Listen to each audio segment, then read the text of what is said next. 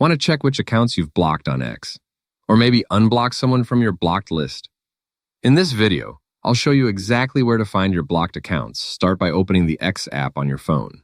Once you're on the home screen, tap on your profile icon in the top corner of the screen.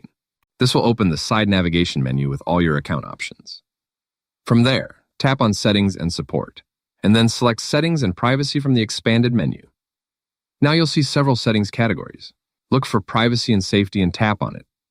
This section controls who can interact with your account and what content you see. Next, scroll down a little until you find Mute and Block.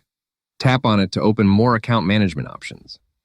Inside this section, tap on Blocked Accounts. You'll now see a complete list of every account you've blocked on X.